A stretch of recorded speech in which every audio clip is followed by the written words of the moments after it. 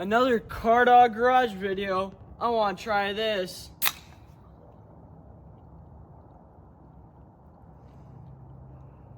And today, guys, we are going to be lashing our valves on a Predator 212. So first off, we need to do a few things. First, we need to get an 8mm and pull these 4 bolts off. And then we need to make sure the engine is cold. So the valve, because once it gets hot,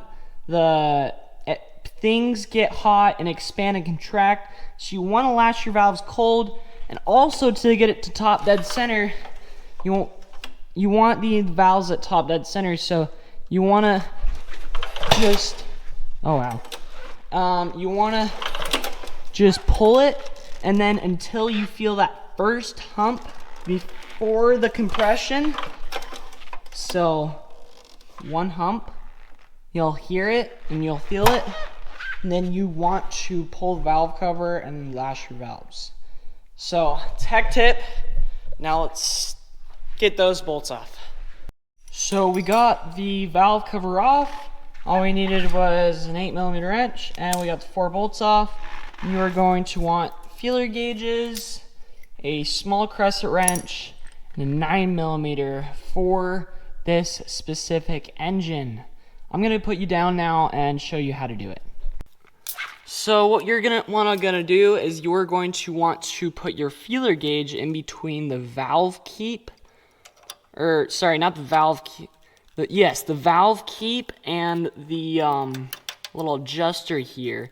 And you're going to want to put it in between, and you don't want to be crushing the tool, but you don't want to be too loose. And you can see we kind of are crushing the tool, so you want to back off a little bit.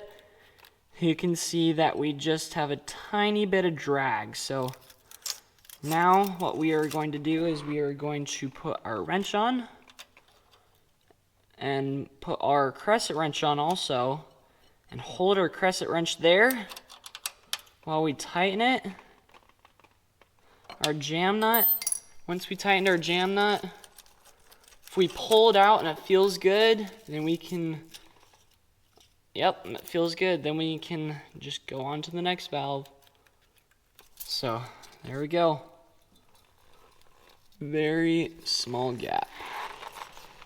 Actually, I don't think there is a gap.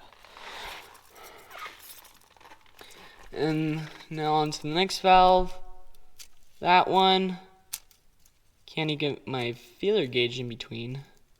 Oh, and you also want your motor at top dead center. So if one valve is pushed in, you do not want to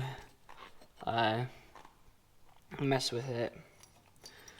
And also, same principle again with the intake. Ow. You want to loosen it. Put your feeler gauge in. This one, the spark plug wires is kind of in the way. Tighten it to the feeler gauge.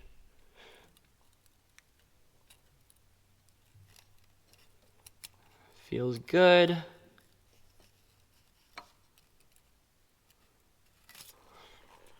So we are going to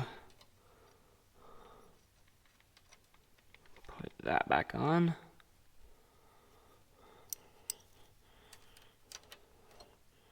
And tighten it.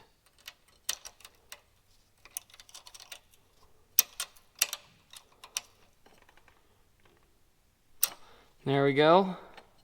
That one's done and that one's done. There should be a little play with a very thin feeler gauge.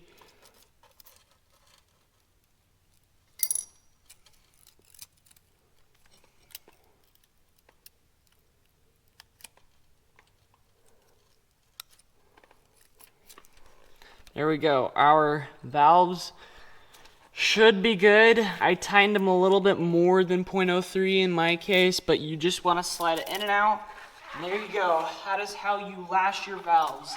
And now to reinstall, you don't want to tighten your valve cover too much, because you can, with this cast aluminum, you can strip the threads really easily. There we go.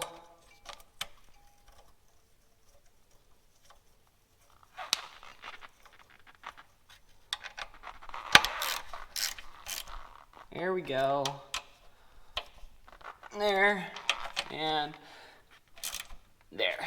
Perfect. So it's not too tight, but now we lash the valves and we won't get clatter. No clatter from the valve cover. A little sneak peek on next week's video. We picked up a bunch of parts for our X2. We got a jet pump, we got exhaust, we got basically everything. And we were going to rebuild our 750 motor that we blew up. Top end right there, nasty scars where we overheated it. But then we heard the bearings, and the bearings are very loud. And we probably need to do a top end and bottom end. And our ground wire to our stator got fried, and I can't get this cover, the flywheel off. And so the guy that sold us all these parts has a 750 small pin for us.